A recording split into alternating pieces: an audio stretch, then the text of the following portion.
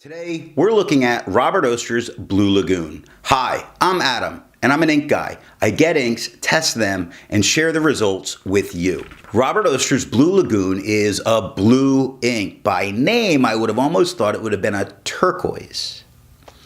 To make sure I have a range of experience with this ink, I do my writing samples. I put the ink into a different pen for a day. I then put it into a Levenger TrueWriter with a broad nib to take my notes for this video. But before we get to the writing sample, let's look at the sciencey bits.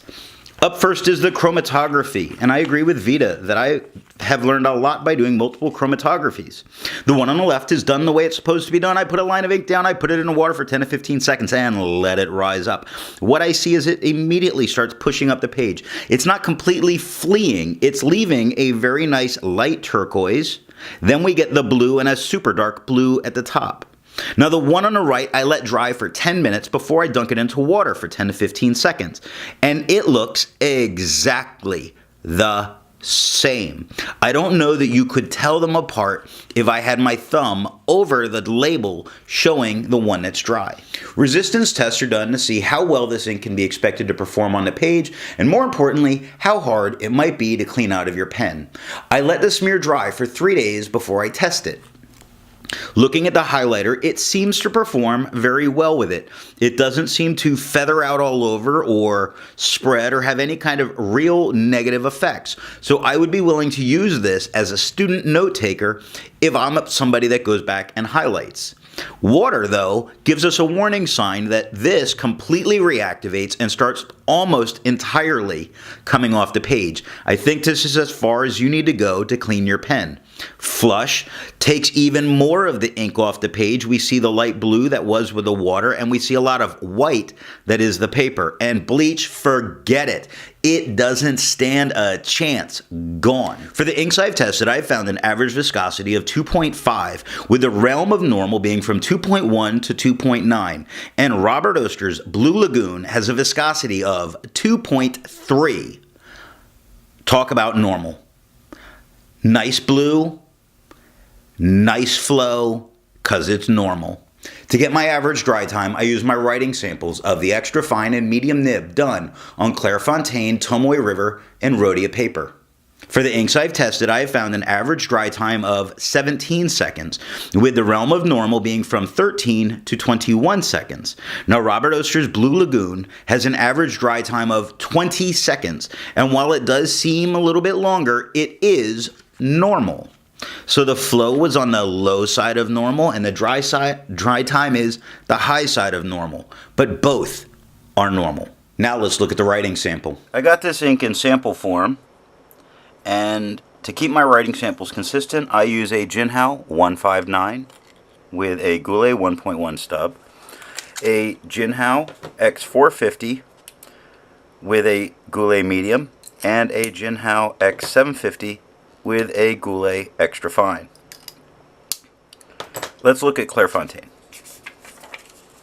We have no bleeding, no ghosting. With the 1.1, we have no feather, no spread, no halo, no sheen, and no shade with this ink. The extra fine gives us no feather, no spread, no halo, no sheen, no shading. 11 seconds to dry. Medium, no feather, no spread, no halo, no sheen, no shade, and 20 seconds to dry. Now, the scrubby shows us that we're not going to get any color variation with this ink.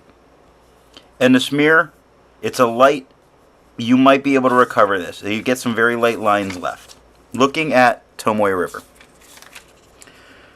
No bleeding, no ghosting.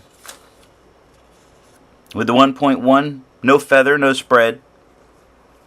We do get minor haloing with the 1.1,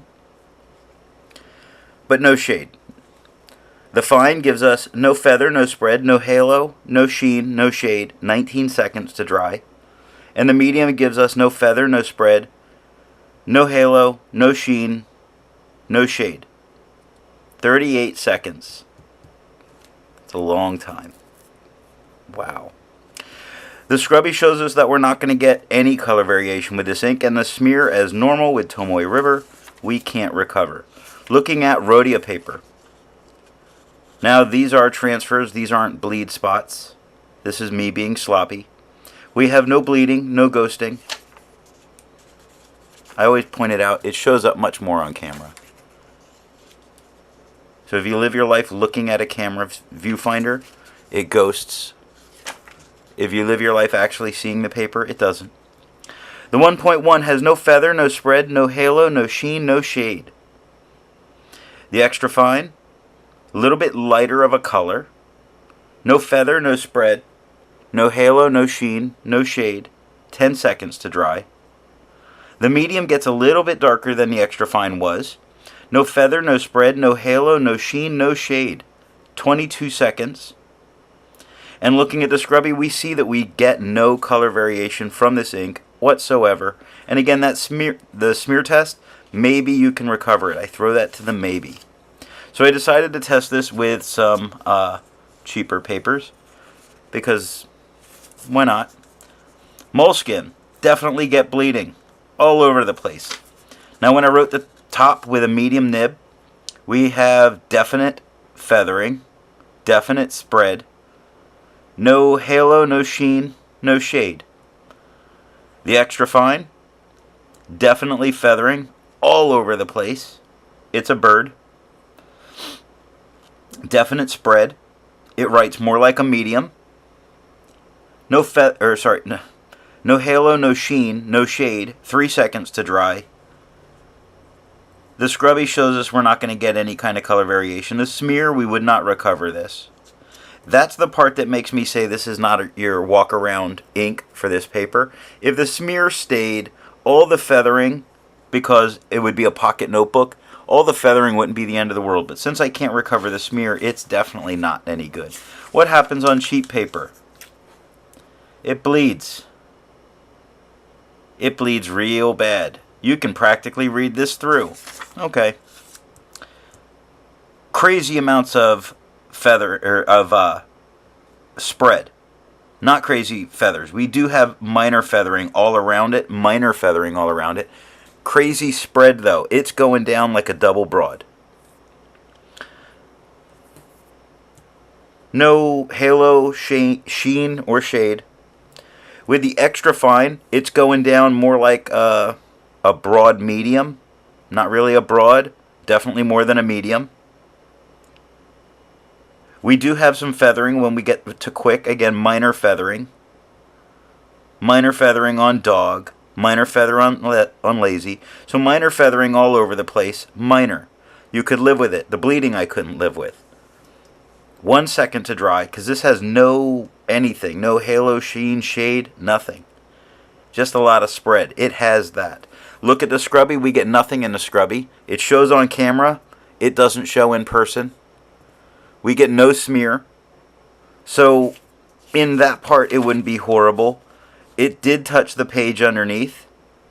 That's a problem for us, that it's touching the page underneath. So I would not combine this ink with this paper. And that's what I have for the writing sample. Instead of finding inks that look like Robert Oster's Blue Lagoon, I would prefer to find an ink that complements that blue on the page. And I've chosen Krishna's Specialty Series Pencil because it's such a great gray color. Before I get my opinions on this ink, I would ask, if you've enjoyed this video, give it a thumbs up. And if it's your first time here, I would invite you to subscribe. So what do I think of Robert Oster's Blue Lagoon? I was expecting more of a turquoise. This is not the blue for me. This is not a bad blue. It has this moments of, you will it to look like turquoise to you, but it's definitely a blue, but it is not the blue for me. Not a bad ink, not a bad blue, not performing. It's fantastic in a lot of ways. It is just not my choice for me. Thanks for watching.